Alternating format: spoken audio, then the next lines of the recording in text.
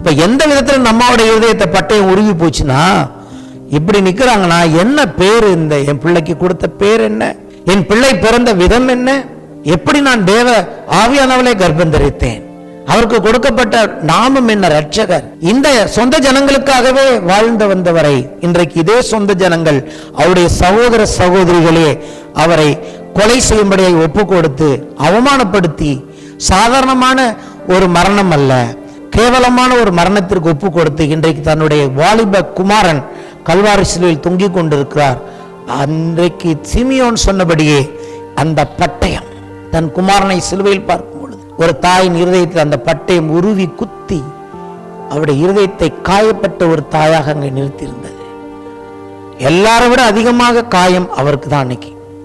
ஏன்னா உன்னுடைய ஆத்துமாவை ஒரு பட்டயம் உருவி போகும் என்று சொன்னது. எல்லாருமே வேதனையோடு தான் நின்னாங்க. இன்னொரு மரியாளும் வேதனையோடு தான் நின்னாங்க. மகதலேனா மரியாளும் வேதனையோடு தான் நின்றார். யோவானும் வேதனையோடு தான் நின்றார்கள். எல்லாருமே வேதனையோடு ஆத்துமாவில் பட்டயம் உருவி போகிறவர்களாக இயேசுவின் கல்வாரி சிலுவையின் அருகே நின்றார்கள். என்றைக்கு உங்களுடைய என்னுடைய ஆத்துமாவை பட்டயங்கள் உருவுகிறதோ, தேவன் இன்றைக்கும் என்ன செய்கிறார்? யார் நம்முடைய ஆத்மாவை பட்டயத்தினால் உருவ குத்துகிறார்களோ அதன் மூலமாக அவர்களுடைய சிந்தனையை தேவன் நமக்கு வெளிப்படுத்துகிறார்.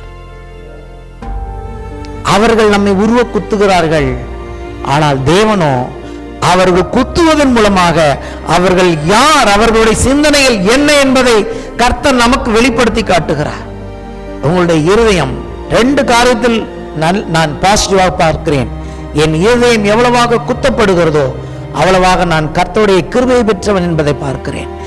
இன்னொன்னு, எவ்வளவு என் இருதயம் அதிகமாய் குத்தப்படுகிறதோ அதன் மூலமாக நான் உலகத்தில் இருக்கிறவர்களை தேவனுக்கு முன்பதாக அவருடைய சிந்தனையை வெளிப்படுத்துகிற ஒரு பாத்திரமாய் என்னை மாற்றி இருக்கிறார். கல்வாரி சிலுவையானாலும் சரி, இயேசு கிறிஸ்துவானாலும் சரி, இயேசு கிறிஸ்துவின் கல்வாரி சிலுவை நின்று ஊழியத்தை செய்கிற நீங்கள் ஆனாலும் சரி, நீங்கள் உருவ குத்தப்படுவீர்கள். அந்த உருவ குத்தப்படுவதனாலே ஒரு சிலர் எழுந்திருப்பார்கள், ஒரு சிலர் ரட்சிப்படைவார்கள், ஒரு சிலர் நித்திய அழிவுக்கு நேராய் போவார்கள். ஆகவே நீங்கள் உருவ குத்தப்படும் போது நீங்கள் புரிந்து கொள்ள வேண்டிய காரியம், கர்த்தருடைய பாத்திரமாய் இருக்கிறேன், கிருபை பெற்றேன், கிருபையினால் விசுவாசத்தை கொண்டு ரட்சிக்கப்பட்டீர்கள், கிருபை பெற்றவளை என்று வாழ்த்து பெற்றவள் உருவ குத்தப்பட்டவளாய் நிற்கிறாள். உங்களுக்கும் எனக்கும் தேவன் சொல்கிறார், நீங்கள் கிருபை, மெய்யான கிருபை பெற்றிருப்பீர்கள் என்று சொன்னால் நிச்சயமாகவே உருவ குத்தப்படுவதிலிருந்து நீங்கள் தப்ப முடியாது. ஆனால் அந்த உருவ குத்தப்பட்டதே நாம் பார்த்து கொண்டிருக்க வேண்டிய அவசியம் இல்லை. கர்த்தரால் எங்களுக்கு ஆறுதல்களும் பெறுகிறது. ஆண்டோடைய கிருபை நம்மை மூடுகிறதாக இருக்கிறது. ஏன்னா இயேசு நம்ம அப்படியே விட்டுட்டு போக மாட்டார். இந்த அம்மாவை தான் சொல்றாரு, இந்த தன்னுடைய தாயை பார்த்து சொல்றாரு. சும்மா அம்மான்னு பார்க்கலங்க, நான் சொல்றேன் இவ்வளோ டீட்டெயில் வச்சு கர்த்தர் பார்த்தாரு. எங்க அம்மா நிக்கிறாங்கன்னு பார்க்கலங்க, ஆதியாகமத்துல இருந்து இன்னைக்கு வரைக்கும் அவங்க யாருன்னு பார்த்த இயேசு சொல்றார்.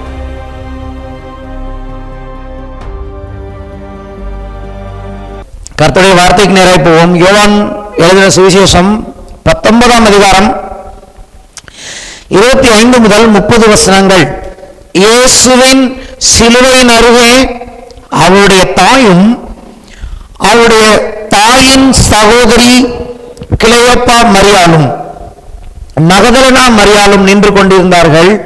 அப்பொழுது இயேசு தம்முடைய தாயையும் அருகே நின்ற தமக்கு அன்பாயிருந்த சீசனையும் கண்டு தம்முடைய தாயை நோக்கி, ஸ்திரியே, அதோ உன் மகன் என்றார். பின்பு அந்த சீசனை நோக்கி, அதோ உன் தாய் என்றார். அந்நேரம் முதல் அந்த சீசன் அவளை தன்னிடமாய் ஏற்றுக்கொண்டான். அதன் பின்பு எல்லாம் முடிந்தது என்று இயேசு அறிந்து வேத வாக்கியம் நிறைவேறத்தக்கதாக தாகமாய் இருக்கிறேன் என்றார். காடி நிறைந்த பாத்திரம் அங்கே வைக்கப்பட்டிருந்தது. அவர்கள் கடற்காலனை காடியிலே தோய்த்து ஈசோப்பு தண்டில் மாட்டி அவர் வாயினிடத்தில் நீட்டி கொடுத்தார்கள். இயேசு காடியை வாங்கின பின்பு முடிந்தது என்று சொல்லி தலையை சாய்த்து ஆவியை ஒப்பு கொடுத்தார். ஹல்லேலூயா. இந்த இடத்தில் ஒவ்வொரு வார்த்தையும் ஒரு காரியத்தை நமக்கு இந்த காலையில் போதிக்கிறது. எதுக்கு இந்த பகுதியை நான் எடுத்துக்கிட்டேன்? இன்னைக்கு என்னுடைய முக்கியமான நபர் இயேசு கிறிஸ்துவின் தாயாகிய மரியாள், அவரை பற்றி நாம் இன்றைக்கு பார்க்க போகிறோம். இந்த இடத்தில் இயேசுவின் சிலுவையின் அருகே என்று எழுதியிருக்கிறது. ஏன் இயேசுவின் சிலுவையின் அருகே என்று எழுதியிருக்கிறது என்று சொன்னால், இயேசுவோடு கூட வலதுபுறத்திலும் இடதுபுறத்திலும் 2 கள்ளர்கள் சிலுவையில் அவரோடு கூட அறையப்பட்டிருந்தார்கள். வேற ஒரு சிலுவையின் அருகே அல்ல, இயேசுவின் சிலுவையின் அருகே. ஆமென். அங்கே நின்றிருந்தவர்கள் யார் என்று நல்ல விளக்கமாக சொல்லுகிறார். ஏன்னா அங்கே நின்றிருந்தவர்களில் ஒருவர் தான் இதை எழுதியிருக்கிறார். ஆகவே அவர் ரொம்ப அழகா எழுதுகிறார். இது நமக்கு ஒரு பெரிய பாடத்தை இந்த காலவில் கொடுக்கிறது. யார் யார் நின்னாங்க எங்க? இயேசுவின் சிலுவையின் அருகே. சொல்லுவோமா? இயேசுவின் சிலுவையின் அருகே 4 பேர் நின்றார்கள் என்று இங்கு வேதம் சொல்லுகிறது. 3 பெண்கள். சொல்லுவோமா? 3 பெண்கள், ஒரு வாலிபன், ஒரு ஆண் பிள்ளை நின்றான். இங்கே நிறைய பேர் காணும். இயேசுவின் சிலுவையின் அருகே நிறைய பேரை காணும். இயேசுவோடு இருந்தவர்கள், இயேசுவை பின்பற்றினவர்கள், பெரிய கூட்டம் இருந்தது இயேசுவுக்கு பின்னாடி. ஆனால் கடைசியில் இயேசுவின் சிலுவையின் அருகே ஒரு 4 பேர் தான் நின்னாங்க. 4 பேர். அப்போ இங்க யார் இல்லை என்பது இந்த காலவில் எனக்கு முக்கியம் இல்லை. யார் நின்றார்கள் என்பதை பற்றி தான் நான் பேச போகிறேன். அதுல ஒருவர் அவருடைய தாய். இந்த 3 பெண்களுக்கும் ஒரு பெரிய ஒற்றுமையை நான் பார்க்கிறேன். ஏன்னா என்னன்னு கேட்டீங்கன்னா, இந்த 3 பெண்களுடைய பெயரிலும் மரியாள் இருக்கிறது. 3 பேருமே ஒரு விதத்துல மரியாள். ஒன்று அவருடைய தாயாகிய மரியாள், அது நமக்கு எல்லாருக்குமே தெரியும். யார் இன்னொரு மரியாள் அழகா சொல்லுறாரு, அவருடைய தாயின் சகோதரி, அந்த அம்மாவுடைய சகோதரி கிளேப்பா மரியாள். கிளேப்பாங்கிறது மரியாளோட ஹஸ்பண்ட் பேரு. சரிங்களா? இன்னொரு பெண் மகதலேனா மரியாள். இந்த 3 மரியாளும் இயேசுவின் சிலுவையின் அருகே நின்றார்கள். ஆக்சுவலா மரியாள்ங்கிறதுக்கு பேர் என்ன அர்த்தம் கேட்டீங்கன்னா, எபிரேயத்தில் மரியாள்ங்கிறது மிரியம்னு அர்த்தம். மிரியாம் என்பது நமக்கு ஏற்கனவே தெரியும், யாத்ராமத்தில் வாசிச்சிருவோம். மோசையின் சகோதரின் பேரும் மிரியாம் தான். மிரியாம் என்றால் அர்த்தம் என்ன? மிரியாம் என்றால் கசப்பு என்று அர்த்தம். தங்கள் வாழ்க்கையில் ஏதோ ஒரு விதத்தில் கசப்பை அடைந்தவர்கள். கடைசியாக இயேசு கிறிஸ்துவின் கல்வாரி சிலுவையில் நின்ற 3 ஸ்திரீகளும் தங்கள் வாழ்க்கையில் ஏதோ ஒரு விதத்தில் வேதனையும் கசப்பையும் சுமந்த 3 பெண்கள் நின்றார்கள். இயேசுவை இந்த உலகத்திற்கு, இயேசுவுக்கு சரீரத்தை கொடுத்தவர். ஆமென். ஒரு பெண்ணுடைய கர்ப்பத்தில் ஒரு பிள்ளை உருவாகாமல் இந்த பிள்ளைக்கு சரீரம் உண்டாவது இல்லை. ஆண்டவரும் இரட்சகருமாக இயேசு கிறிஸ்துவுக்கு இந்த உலகத்தில் ஒரு சரீரத்தை கொடுத்த ஒரு தாய் அங்கே நிற்கிறார்கள். 2வது, இந்த கிளேப்பா மரியாளுடைய அவங்களை பத்தி ஒரு காரியம் சொல்லணும்னா, யாருன்னு கேட்டீங்கன்னா, இயேசு கிறிஸ்துவின் 12 சீசர்களில் 2 யாக்கோபு இருப்பாங்க. ஒன்று யோவானுடைய சகோதரனாய யாக்கோபு, இன்னொரு யாக்கோபு இருப்பார். அவர் லிட்டில் ஜேம்ஸ்னு சொல்லுவாங்க. அவருக்கு இவர் தாய்.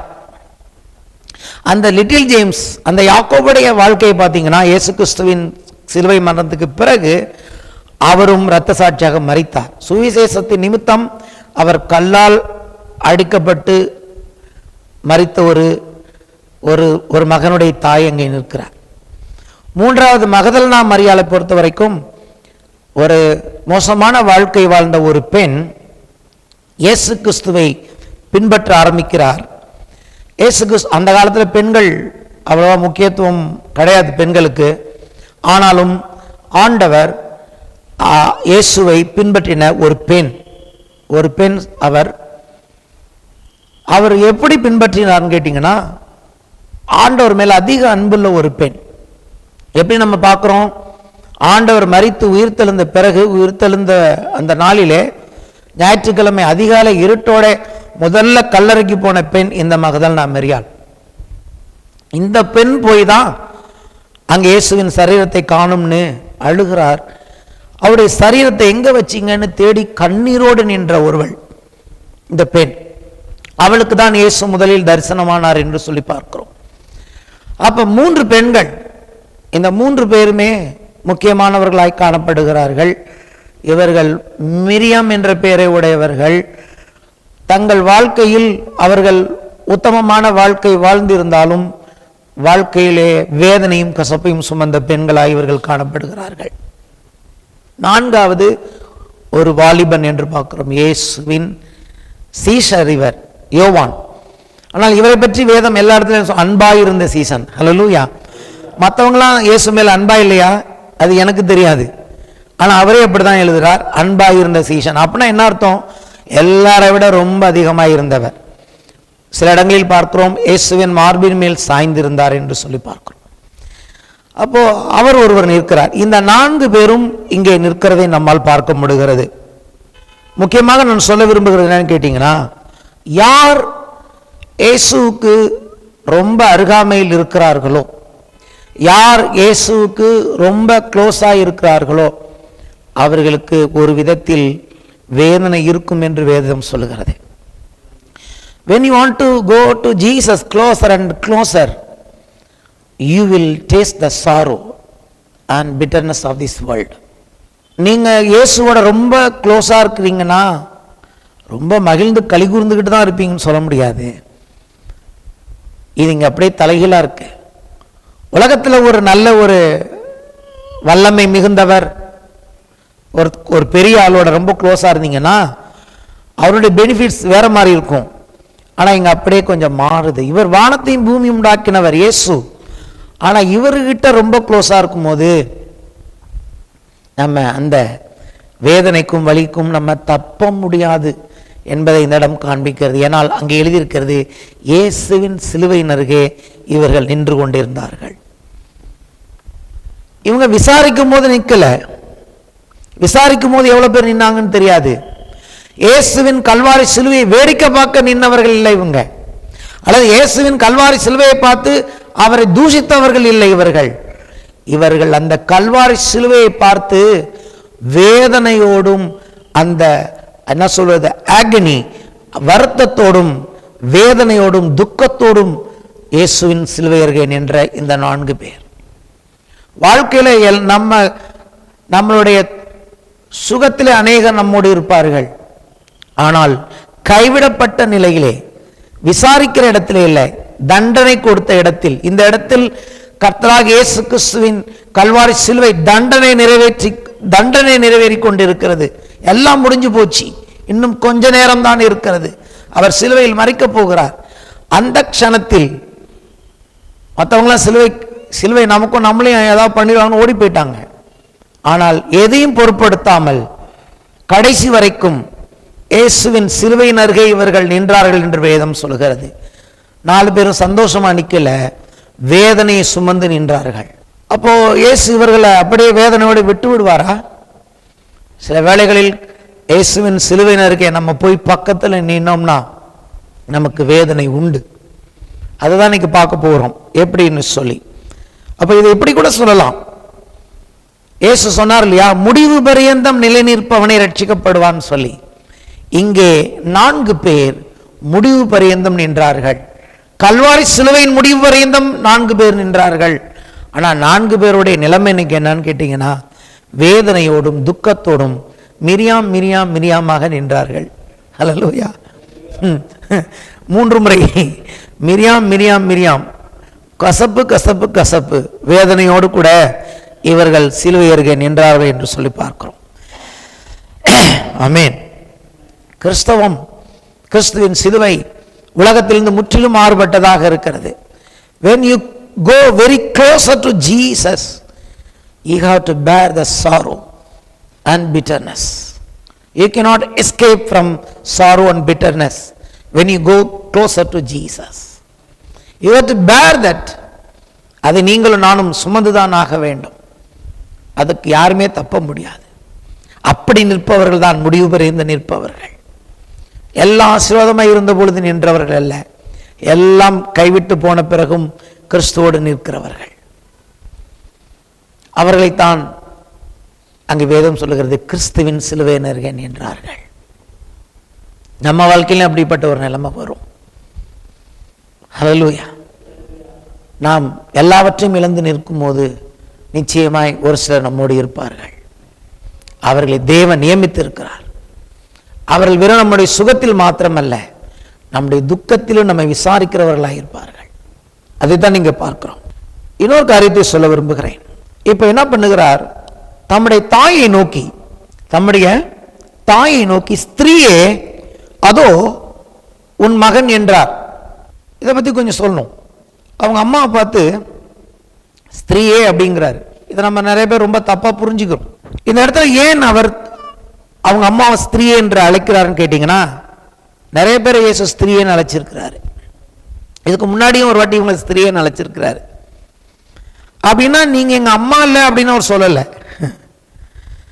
அம்மாவை பார்த்தா சொல்றாரு ஸ்திரீயே அதோ உன் மகன் என்கிறார். இந்த இடத்துல மரியாளுடைய காரியங்கள் என்னன்னு கேட்டீங்கன்னா, இயேசு வெறும் மனுஷகுமாரனாக அவங்க அம்மாவை பார்த்து பேசல. இயேசு தேவகுமாரனாகவும் பேசுகிறார், மனுஷகுமாரனாகவும் பேசுகிறார். எப்படி தேவகுமாரனாக தேவனாக பேசுகிறார்னா, இந்த மரியாள் ஸ்திரீனா எந்த ஸ்திரீ, இந்த அம்மாவுடைய ஆரம்பம் எப்படி அதை பார்க்கணும். இயேசுவை இந்த அம்மா, இது கிறிஸ்துமஸ் சீசன்ல ஆனாலும் இந்த இடத்துல நான் பேச வேண்டிய கட்டாயம். இந்த அம்மாவுக்கு தேவதூதன் வந்து அவங்க வீட்டுக்குள்ள வரான். அவர்கள் இருந்த வீட்டுக்குள் வந்து கேப்ரியல் தூதன் வந்து என்ன சொல்லுகிறார்? நீ ஸ்திரீகளுக்குள் ஆசீர்வதிக்கப்பட்டவள், கிருபை பெற்றவளே வாழ்க.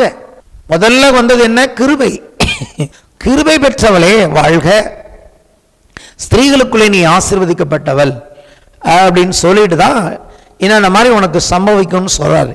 அப்போ இந்த இடத்துல இயேசு அந்த அம்மாவை பார்த்து ஸ்திரீன்னு சொன்னா என்ன அர்த்தம்னா, அவங்களுடைய யூனிக்னஸ் சொல்றார், அவங்களுடைய தனிப்பட்ட அழைப்பை சொல்லுகிறார். அது அவங்களுக்கு புரியும். உலகத்தில் உள்ள பெண்களை போல ஒரு நீங்களும் ஒரு ஸ்திரீ இல்லை. எப்படிப்பட்ட ஸ்திரீமா நீங்க?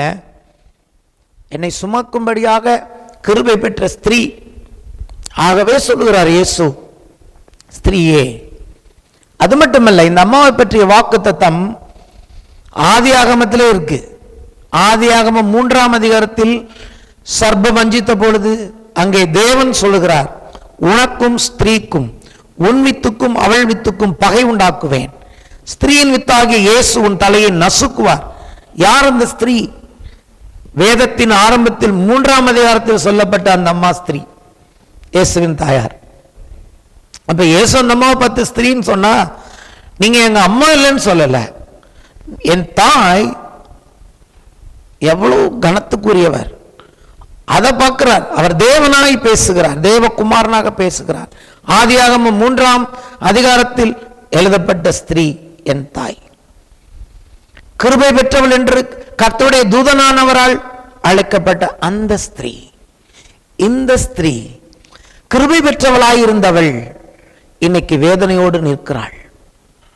கிருபையின் ஆசீர்வாதத்தை பெற்ற அந்த ஸ்திரீ இன்றைக்கு கசப்பு நிறைந்தவளாக தன் குமாரன் சிலுவையில் தொங்குகிறதை நிர்வாணமாய் தொங்குகிற ஒரு நிர்பாக்கியமுள்ள ஸ்திரீயாய் எங்கே நிற்கிறாள். ஹல்லேலூயா. அப்போ கிருபை என்பது தேவன் நமக்கு கிருபை கொடுத்திருக்கிறபடினாலே நமக்கு வேதனை வராது என்ற எந்த சாத்தியக்கூறும் கிடையாது. உண்மையான கிருபையை நாம் பெற்றிருப்போம் என்று சொன்னால், அப்படி தேவனுடைய மெய்யான கிருபை பெற்றவர்கள் ஒரு நாள் இயேசு கிறிஸ்துவின் கல்வாரி சிலுவையின் அருகே நிற்கும் போது அங்கே வேதனை உண்டு. ஆமென். வேதனையின் மத்தியிலும் நமக்கு இன்னும் கிருபையை பெருக பண்ணுகிற ஒரு தேவன் இருக்கிறார். ஆகவேதான் பேதுரு சபைக்கு எழுதும் போது எழுதுகிறார், நீங்கள் பெற்றிருக்கிற இந்த கிருபை மெய்யான கிருபை, ஆகவே நீங்கள் நிலை கொண்டு இருக்கும்படி நான் உங்களுக்கு சொல்லுகிறேன். உங்களுக்கு உபத்திரவங்கள் வரும் பொழுது நீங்கள் நிலை கொண்டு இருக்கும்படியான உங்களுக்கு தேவன் கொடுத்திருக்கிற கிருபை மெய்யான கிருபை. உங்க வாழ்க்கையில் அலசடிகள் வரும் பொழுது, சிலுவை வரும் பொழுது, உங்கள் வாழ்க்கையில் எல்லாரும் கைவிடும் போது நீங்க என்ன யோசிக்கணும்னா, கர்த்தருடைய கிருபை விலகிவிட்டது என்று நினைக்க கூடாது. மெய்யான கிருபை தான் என்று விளங்கும்படி இவைகள் என் வாழ்க்கையில் நான் சந்திக்கிறேன். இதுதான் அன்னைக்கு அந்த இடத்துல நம்ம பார்க்கிற காரியமாக இருக்கிறது. கிருபை பெற்றவளே என்று சொல்லப்பட்ட அந்த ஸ்திரீயை பார்த்து சொல்லுகிறார், அதோ உன் மகன் என்று அவர் சொல்லுகிறதை பார்க்கிறோம். சரி, இப்படி நிற்கிறாங்கல்ல, இவ்வளோ வேதனையோடு கூட நிற்கிறாங்களே, இது ஏற்கனவே உங்களுக்கு சொல்லப்பட்ட உண்டு. அதாவது அந்த அம்மா இப்ப நின்றுட்டு இருக்காங்க சிலுவையை நோக்கி. இப்போ இயேசு சொல்லுகிறார், ஸ்திரீயே அதோ உன் மகன் என்று யோவான் இடத்தில் ஒப்பு கொடுக்கிறார். ஏன் ஒப்பு கொடுக்கிறார் நான் அப்புறம் சொல்றேன். அதுக்கு முன்னாடி இன்னும் கொஞ்சம் விளக்கங்களை அந்த அம்மாவை பத்தி நான் சொல்ல விரும்புகிறேன். அந்த அம்மாவை பற்றி நான் சொல்கிற இடத்துல நீங்கள் இன்னைக்கு பிரசங்கம் முடிஞ்சோடனே நீங்கள் நான் இந்த இடத்துல நம்மளை சூட் பண்ணணும், அதுக்கு சொல்லிட்டு இருக்கேன். ஏன்னா இது மரியாளுக்கு மாத்திரமல்ல, இயேசு கிறிஸ்துவின் சிலுவையின் அருகே, இன்னும் சொல்ல போனால் அழைக்கப்பட்டவர்களுக்கு, the chosen people, யாரெல்லாம் தேவனால் அழைக்கப்பட்டு இருக்கிறார்களோ, யாரெல்லாம் தேவனால் தெரிந்து கொள்ளப்பட்டு இருக்கிறீர்களோ, யாரெல்லாம் கிருபையினால் ரட்சிக்கப்பட்டு இருக்கிறீர்களோ, உங்கள் ஆத்மாவையும் ஒரு நாள் ஒரு பட்டயம் உருவி போகும். என்னுடைய ஆத்மாவையும் இந்த பட்டயம் உருவி போகத்தான் வேண்டும். ஏன் அந்த பட்டயம் உருவி போகிறது? கர்த்தர் அனுப்புகிறாரா? கர்த்தராகிய தேவன் அந்த பட்டயத்தை வைத்து உங்களும் என்னையும் உருவக்குத்த நினைக்கிறாரா? கிடையாது. அந்த பட்டயம் பிசாசு அனுப்புகிற பட்டயம். ஆனால் அந்த பட்டயம் உங்கள் ஆத்மாவை என் ஆத்மாவை உருவி போவதையே தேவன் ஞானமாக மாற்றுகிறவராக இருக்கிறார். அதை கொண்டு உலகத்தை ரட்சிக்கிறவராக இருக்கிறார். ரட்சிப்பு உலகத்துக்கு இந்த ஆத்மாவின் பாடுகள் வழியாய் போகிறது. அதைத்தான் இந்த சிலுவையில் நாம் பார்க்கிறோம். என்ன சொல்லப்பட்டது? கிருபை பெற்றவளே வாழ்கிற வாழ்த்து மாத்திரமல்ல, அந்த அம்மா 40 நாள் கழிச்சு பிள்ளைய பிரதிஷ்டை பண்ண வராங்க கோயிலுக்கு, தன் கணவரை கூட்டிட்டு. அப்போ ஒரு தீர்க்க தரிசனம் சொல்லுகிறார் சிமியோன். அதுதான் இன்னைக்கு நடக்குது. 33.5 வருஷங்களுக்கு முன்பதாக இயேசுவை தேவனுடைய ஆலயத்தில் பிரதிஷ்டை பண்ண அவர் தாயாரும் தகப்பனும் போன அந்த நாளில் சிமியோன் சொன்ன தீர்க்க தரிசனம் எக்ஸாக்டாக இப்ப நிறைவேறிட்டு இருக்கு.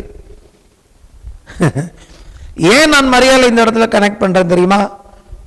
ரொம்ப முக்கியம். அவங்க இந்த இடத்துல ஒண்ணு, அவங்கள ஆராதிக்கிற அளவுக்கு போயிடும் சபை, ஒரு எக்ஸ்ட்ரீம், அது வேதத்தின்படி சரியானது இல்லை. இல்ல பெந்தகோஸ்து என்ன பண்ணிடும், அவங்கள ரொம்ப ஒரு மாதிரி பேசிவிடும், அதுவும் தப்பு. ரெண்டுமே சரியானதல்ல. அவரை புரிந்து கொள்ள வேண்டும். ஹல்லேலூயா.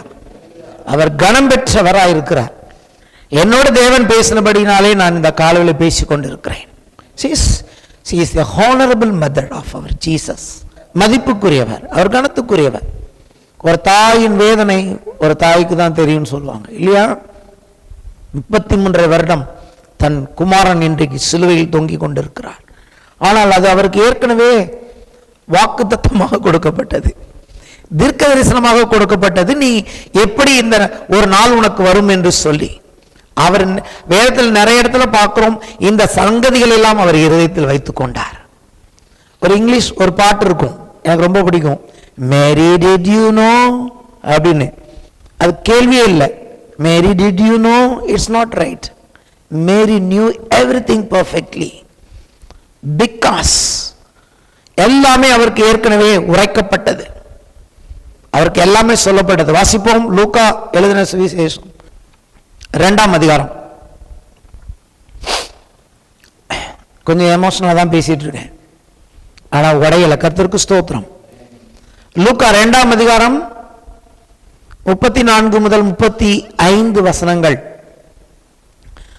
எல்லாருக்கும் ஆசீர்வாதம் கொடுப்பாங்க. இவருக்கு எப்படி, இவங்க இந்த அம்மாவுக்கு எப்படி ஆசீர்வாதம் கொடுத்தாங்க பாருங்க. பின்னும் சிமியோன் அவர்களை ஆசீர்வதித்து அவருடைய தாயாகிய மரியாளை நோக்கி, பாருங்க, அப்பா என்று அழைக்கப்பட்ட யோசேப்பும் தாயாகிய மரியாள் 2 பேர் நிற்கிறாங்க. ஆனா யாருக்கு தீர்க்க தரிசனம் உரைக்கப்பட்டது? அப்பாக்கு இல்ல, அம்மாக்கு. ஹல்லேலூயா. மரியாளை நோக்கி, இதோ அநேகருடைய இருதய சிந்தனைகள் வெளிப்படத்தக்கதாக இஸ்ரேலில் அநேகர் விழுகிறதற்கும் எழுந்திருக்கிறதற்கும் விரோதமாக பேசப்படும் அடையாளமாவதற்கும். ரொம்ப முக்கியமான வசனம். இஸ்ரேலில் அநேகர் விழுகிறதற்கும் எழுந்திருக்கிறதற்கும் விரோதமாக பேசப்படும் அடையாளமாவதற்கும் இவர் நியமிக்கப்பட்டிருக்கிறார். உன் ஆத்துமாவையும் ஒரு பட்டயம் உருவி போகும் என்றான்.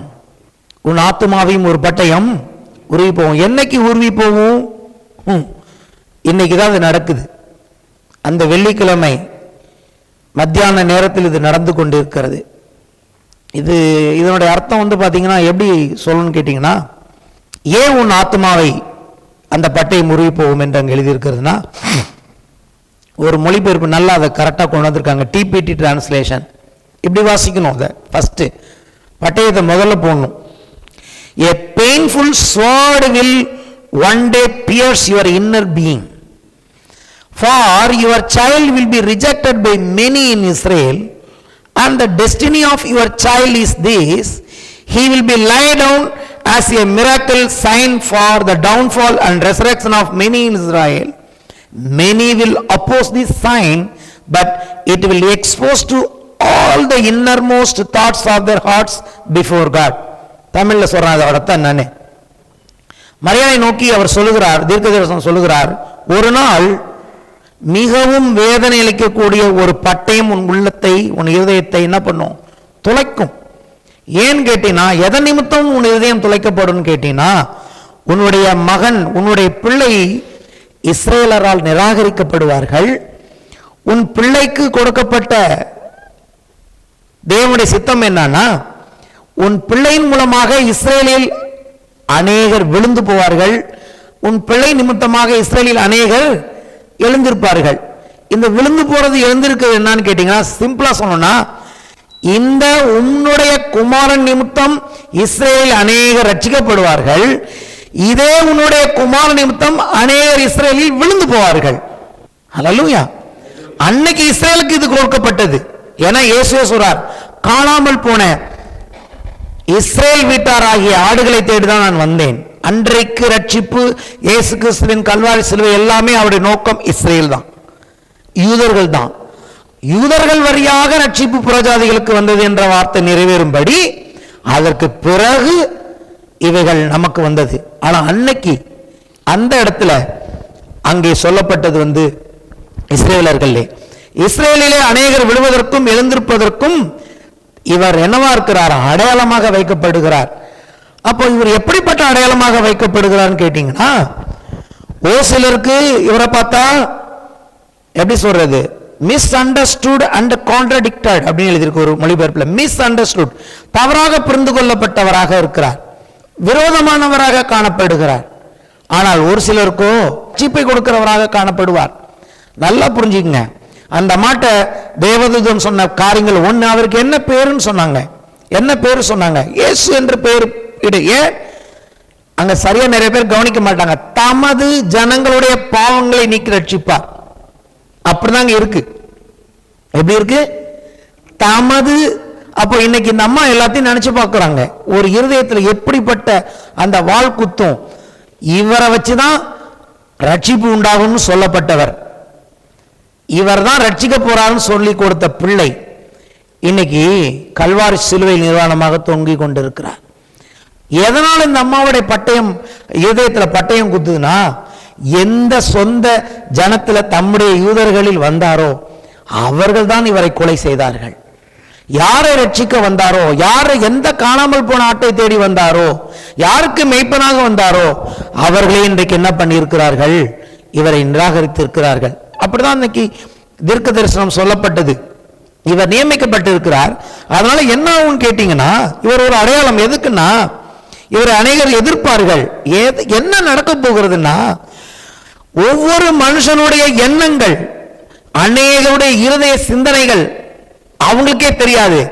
ஆனால் இவர் மூலமாக மனுஷனுடைய இருதயத்தில் இருக்கிற சிந்தனைகள் ஒவ்வொன்றும் தேவனுக்கு முன்னதாக வெளிப்படும்படியாய் இவரை தேவன் அடையாளமாக கொடுத்தார். ஹல்லேலூயா. அது இஸ்ரேலரோ அது புறஜாதியோ, கல்வாரி சிலுவையை பார்க்கும் பொழுது இயேசுவின் மூலமாய் ஒரு காரியம் தேவனுக்கு முன்னதாக வெளிப்படும். ஒவ்வொரு மனுஷனுடைய இருதயத்தின் சிந்தனைகளை தேவன் உலகத்துக்கு வெளிப்படுத்துவார், தேவன் வெளியில் கொண்டு வருவார். ஹல்லேலூயா. அதுதான் சிலுவையின் அடையாளம். ஒரு மனுஷனுடைய இதயத்துக்குள்ள என்ன இருக்கு? கல்வாரி சிலுவையை பார்த்தாலே அந்த மனுஷன் எப்படி ரியாக்ட் பண்ணுகிறாங்கிறதுல வச்சு அவன் விழுகிறதற்கு ஏதுவானவனா, அவன் கர்த்தருடைய கிருபையால் ரட்சிக்கப்படுவதற்கு ஏதுவானவனாக என்கிற ரெண்டு விதமான சிந்தனைகளை வேறுபிரிக்கும் ஒரு அடையாளமாய் உன் குமாரன் நான் கொடுத்திருக்கிறேன் என்று அன்றைக்கு சிமியோன் மூலமாய் தேவன் தீர்க்க தரிசனம் உரைத்தார்.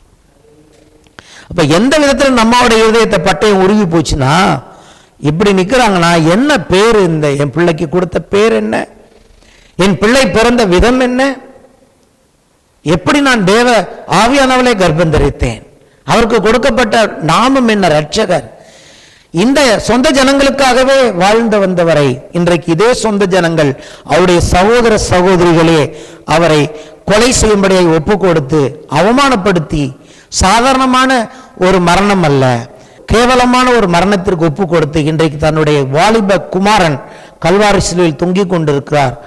அன்றைக்கு சிமியோன் சொன்னபடியே அந்த பட்டயம் தன் குமாரனை சிலுவையில் பார்க்கும் பொழுது ஒரு தாயின் இருதயத்தில் அந்த பட்டயம் உருவி குத்தி அவருடைய இருதயத்தை காயப்பட்ட ஒரு தாயாக அங்கே நிறுத்தியிருந்தது. எல்லாரை விட அதிகமாக காயம் அவருக்கு தான் அன்னைக்கு. ஏன்னா உன்னுடைய ஆத்மாவை ஒரு பட்டயம் உருவி போகும் என்று சொன்னது. எல்லாருமே வேதனையோடு தான் நின்னாங்க. இன்னொரு மரியாளும் வேதனையோடு தான் நின்னாங்க. மகதலேனா மரியாளும் வேதனையோடு தான் நின்றாள். யோவானும் வேதனையோடு தான் நின்றார்கள். எல்லாருமே வேதனையோடு ஆத்மாவில் பட்டயம் உருவி போகிறவர்களாக இயேசுவின் கல்வாரி சிலுவையின் அருகே நின்றார்கள்.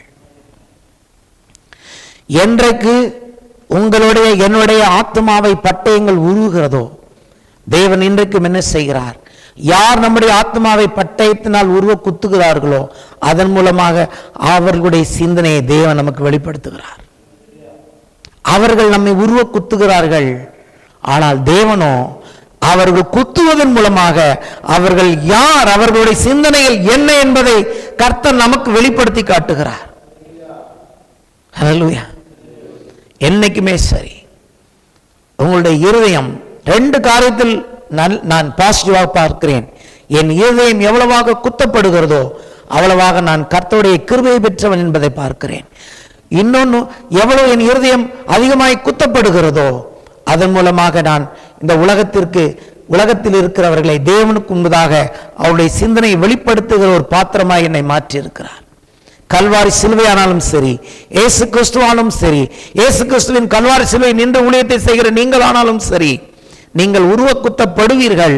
அந்த உருவ குத்தப்படுவதனாலே ஒரு சிலர் எழுந்திருப்பார்கள், ஒரு சிலர் ரட்சிப்படைவார்கள், ஒரு சிலர் நித்திய அழிவுக்கு நேராய் போவார்கள். ஆகவே நீங்கள் உருவ குத்தப்படும் போது நீங்கள் புரிந்து கொள்ள வேண்டிய காரியம், கர்த்தருடைய பாத்திரமாய் இருக்கிறேன், கிருபை பெற்றேன், கிருபையினால் விசுவாசத்தை கொண்டு ரட்சிக்கப்பட்டீர்கள், கிருபை பெற்றவளே என்று வாழ்த்து பெற்றவள் உருவ குத்தப்பட்டவளாய் நிற்கிறாள். உங்களுக்கும் எனக்கும் தேவன் சொல்கிறார், நீங்கள் கிருபை, மெய்யான கிருபை பெற்றிருப்பீர்கள் என்று சொன்னால் நிச்சயமாகவே உருவ குத்தப்படுவதிலிருந்து நீங்கள் தப்ப முடியாது. ஆனால் அந்த உருவ குத்தப்பட்டதே நாம் பார்த்து கொண்டிருக்க வேண்டிய அவசியம் இல்லை. கர்த்தரால் எங்களுக்கு உபத்திரவம் பெறுகிறது போல ஆறுதல்களும் பெறுகிறது. ஆண்டோடைய கிருபை நம்மை மூடுகிறதாக இருக்கிறது. ஏன்னா இயேசு நம்ம அப்படியே விட்டுட்டு போக மாட்டார். இந்த அம்மாவை தான் சொல்றாரு, இந்த தன்னுடைய தாயை பார்த்து சொல்றாரு.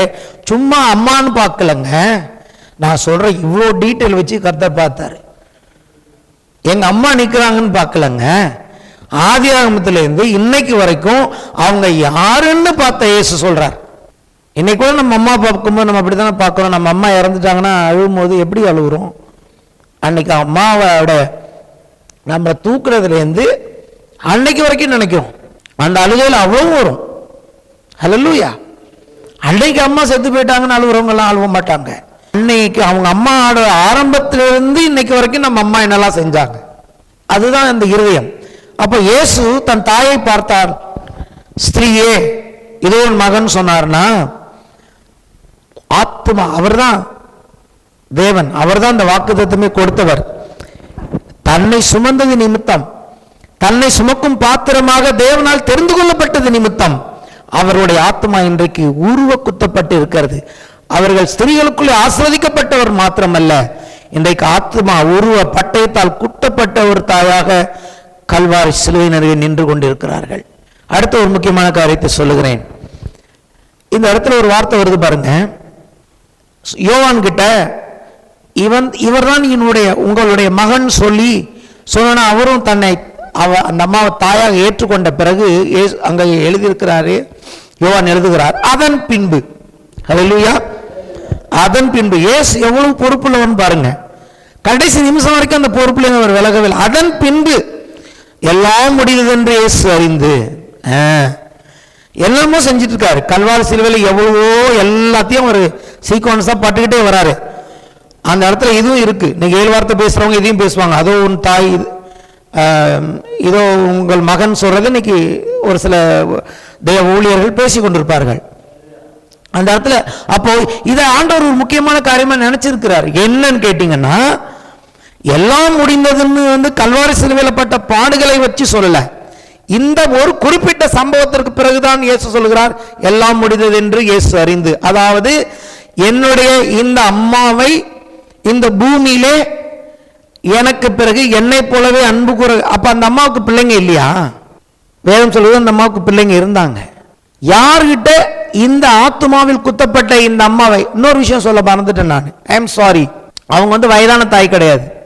இயேசுவை அவங்க ரொம்ப சின்ன வயசுல அவங்க சுமந்தவங்க. நீங்க அது பைபிள் எழுதியிருக்காது, ட்ரெடிஷன்ல போய் படிச்சு பார்த்தீங்கன்னா ஒரு 16 to 17 இயர்ஸ் இருக்கும்னு போட்டிருக்கு. என் கணக்கு அந்த அம்மா ஒரு 20 வயசு பொண்ணாவே எடுத்துக்கிறேன். 20 வயசுல இயேசு சுமந்து இருந்தாங்கன்னா 33 வயசை கூட்டிக்குங்க, 52 53 தான் அவங்களுக்கு. அப்ராக்சிமேட்டா அவங்க 50 வயசு தான். அவங்க ஒன்றும் அப்படியே குடு வயசானவங்க கிடையாது, 50 வயசு தான் அவங்களுக்கு. இதயத்தில் குத்தப்பட்டவர்களா நிற்கிறாங்க. அப்போ இயேசு இங்க என்ன இன்னொரு காரியத்தை பார்க்கிறாரு. ஏன் யோவான் கிட்ட கொடுக்குறாருன்னா, ஏன் யோவான்கிட்ட ஒப்பு கொடுக்குறாரு? 2 விஷயம். ஒன்று, இயேசு தன் அன்பு கூர்ந்த ஒருவரை யாருக்கிட்டையாவது கொஞ்ச நாள் ஒப்பு கொடுக்குறாரு அப்படின்னா தனக்கு ஈக்குவலா தன்னை போல அவங்கள ட்ரீட் பண்றவங்கள்ட்ட தான் ஒப்பு கொடுப்பார். உயிர்த்தெழுந்த போய் என்ன சொல்றாரு? நான் போய் வேறொரு தேற்றவாளனை அனுப்புவேன், கம்ஃபர்டர் அனுப்புவேன். அதாவது என்னை போல உங்களை பார்த்துக்கணும்னா அது ஆவியானவரால் தான் முடியும். இந்த இடத்துல என்னை போல எங்க அம்மாவை பார்த்துக்கணும்னா அது யோவானால தான் முடியும். பேதுருவால முடியுமா முடியாதாங்கிறது இங்க பிரச்சனை இல்லை, யோவானால மட்டும்தான் முடியும். ஏன்னா என்னை போல இருதயம் உள்ளவன் அவன் தான். அப்போ தனக்கு அன்பானவர்களை உங்களையும் என்னையும் ஏசு யாருக்கிட்டையாவது ஒப்பு கொடுப்பாரு அப்படின்னா போறவங்க வரவங்கள்ட்ட தான் கூப்பிட்டு இவங்களை பார்த்துக்கன்னு சொல்ல மாட்டார். உங்களை திக்கற்றவர்களாக விடைன்னு சொல்லியிருக்காருல. அனைவருக்கு கடைசி காலத்து குறித்து பயம். நீங்க உண்மையிலே இயேசுவை பின்பற்றுவீர்கள் என்று சொன்னால், நான் உண்மையிலே இயேசுவை நேசிப்பேன்னா அவர் என்னை பத்திரமா பார்த்துப்பாரு. அப்படி அவர் வர லேட் ஆனிச்சுன்னா என்னை பத்திரமாய் அவரை போல பார்த்து கொள்ளுகிற ஒருவரிடத்தில் என் ஆண்டவர் நிச்சயமாய் உங்களை என்னையும் கொடுப்பார். அவருக்கு தெரியும் எனக்கு அப்புறம் என்னை போல பார்த்துக்கிறதுக்கு எங்க அம்மாவை யார் இருக்கா. இது ஓல்டேஜ் ஹோம்ல சேர்க்கிற பையன்ல, நெக்ஸ்ட் டு மீ. ஸோ உங்க வாழ்க்கையிலும் என் வாழ்க்கையிலும் நெக்ஸ்ட் டு ஜீசஸ் யார்னா அவங்க தான் சிலுவையில் கடைசியில் நின்றவர்கள்.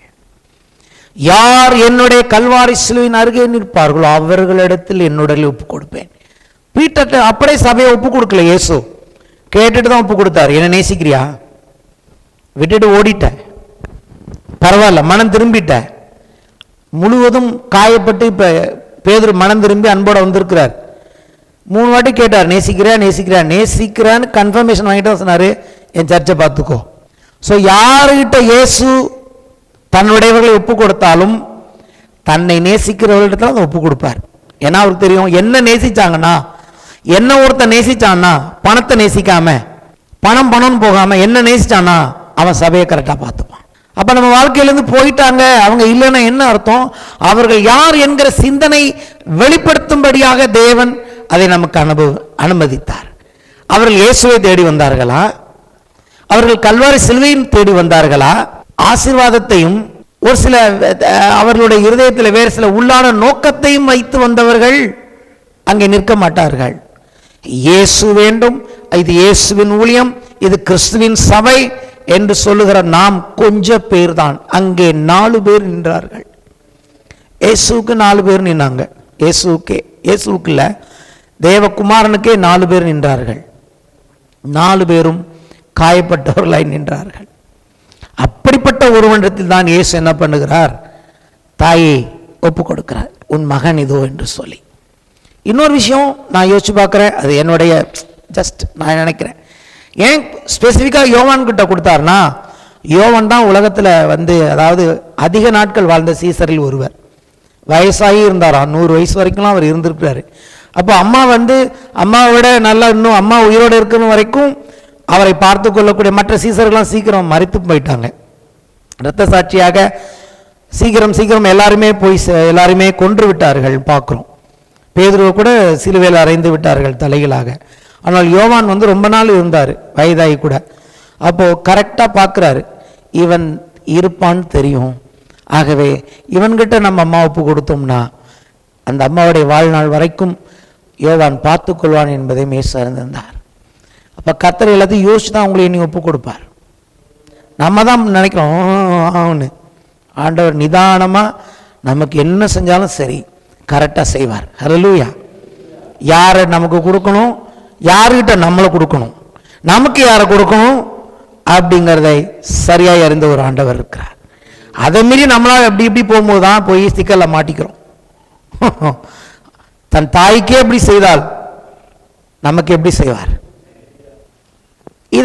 இதை செஞ்ச பிறகுதான் அவர் சொல்றார், எவ்வளவோ செஞ்சாரு, ஆனா அவங்க அம்மாவை சரியான ஒரு இடத்துல ஒப்பு கொடுத்த பிறகு அங்க வேதம் சொல்லுகிறது, அதன் பின்பு எல்லாம் முடிந்தது என்று இயேசு அறிந்து செய்யறதுக்கு இனிமேல் ஒண்ணுமே இல்லை. ஆனா இன்னும் ஒரு வேலை இருக்கு.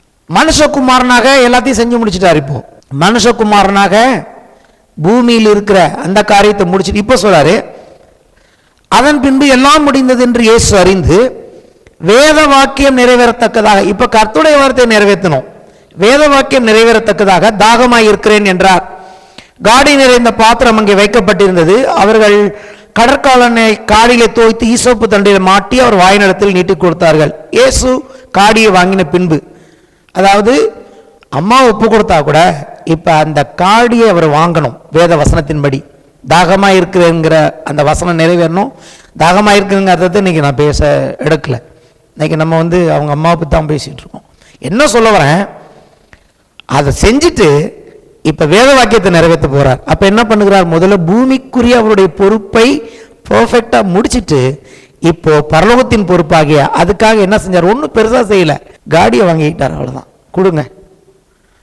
ஏன்னா அன்னையருடைய கசப்பை நான் மாற்ற வேண்டும், அன்னையருடைய வேதனையை மாற்ற வேண்டும். அன்றைக்கு அந்த கசந்த மாறாவில எப்படி அந்த மரத்தை வெட்டி போட்டார்களோ அப்படி என்னை யாருடைய வாழ்க்கையெல்லாம் போடுகிறார்களோ அவர்கள் வாழ்க்கையில் இருக்கிற கசப்பை நான் ஏற்றுக்கொண்டு அவர்கள் வாழ்க்கையை மதுரமாக்கும்படி கடைசியாக வேத வாக்கியத்தை நிறைவேற்ற அந்த காடி அவர் ஏற்றுக்கொண்டார். ஏற்றுக்கொண்ட பிறகு சொல்றாரு, முடிந்தது. 2 வார்த்தை இருக்கு, எல்லாம் முடிந்தது, இப்ப முடிந்தது. எல்லாம் முடிந்தது என்ன எப்ப சொல்றாருன்னா, அவருக்கு அவரோட சிலுவையில் நின்ற அவர் தாயை ஒப்பு கொடுத்த பிறகு எல்லாம் முடிந்தது என்று சொல்றார். வேத வாக்கியத்தை நிறைவேற்றும்படி காடி ஏற்ற பின்பு இப்போ முடிந்தது, இப்ப எல்லாம் இல்லை, முடிந்தது, அவ்வளவுதான், முடிந்தது என்று சொல்லி தலையை சாய்த்து ஆவியை ஒப்பு கொடுத்தார். அப்போ இயேசு என்ன பண்ணுகிறார், தன்னுடைய பூமிக்குரிய வாழ்க்கையின் பொறுப்பையும் அங்கே ஒப்பு கொடுக்கிறார். அதே சமயத்தில் பரலோக தன் பிதாவின் அந்த வேத வாக்கியத்தையும் அவர் நிறைவேற்றுகிறார் என்று சொல்லி பார்க்கிறோம். ஹல்லேலூயா. இப்போ இந்த காலவில் நமக்கு என்ன ஆண்டவர் பேசியிருக்கிறார்னா, நீங்கள் கிருபை பெற்றவர்களாக இருப்பீர்கள் என்று சொன்னால் கர்த்தராகிய இயேசு கிறிஸ்துவின் இருதயத்துக்கு அருகாமையில் இருக்கிற யோவானை போல இருப்பீர்கள் என்று சொன்னார். ஏன் அந்த பட்டயம் அநேகமாக இயேசுவுக்கு விரோதமாக இருந்ததுன்னு கேட்டீங்கன்னா, பிசாசோட டார்கெட்டே இயேசு தான். அவரை டார்கெட் பண்ணியிருந்தான் சிலுவை வரைக்கும். அவன் நினைச்சிட்டு இருந்தான் இதோட ஒரு கதை முடிஞ்சுதுன்னு.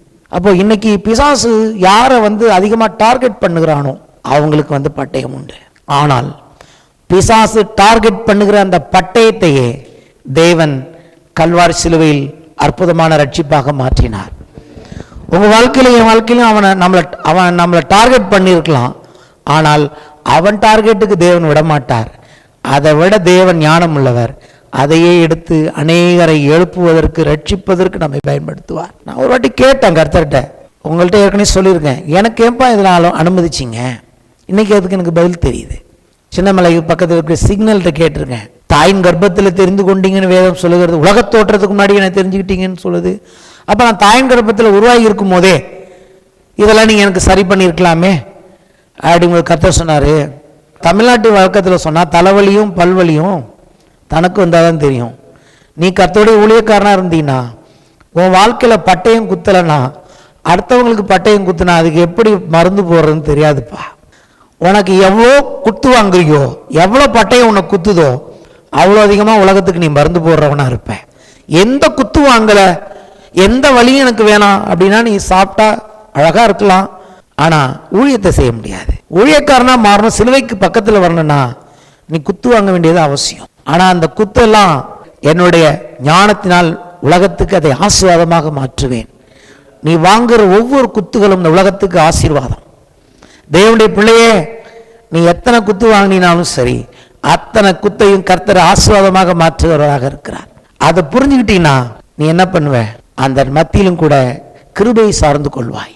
அதுதான் கிருபைக்கு அடையாளம். கிருபை பெற்றவளுக்கு வந்த அடையாளம் தான் இன்னைக்கு கிருபை பெற்ற ஒவ்வொரு தேவனுடைய பிள்ளைக்கும் அடையாளமாக இருக்கிறது. இதை நமக்கு கல்வாரி சிலுவை போதிக்கிறது. அல்லேலூயா. நாம் எழுந்து நிற்போம்.